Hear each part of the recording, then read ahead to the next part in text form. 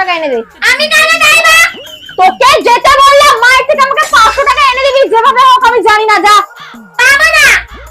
তুই যদি না যাস তোকে আমি কিন্তু ওই পোড়ো বাড়িটায় ছেড়ে দেবো, তোর স্কুলের সামনে যেটা আছে। না না না দিদি, আমি তাহলে যা, যা।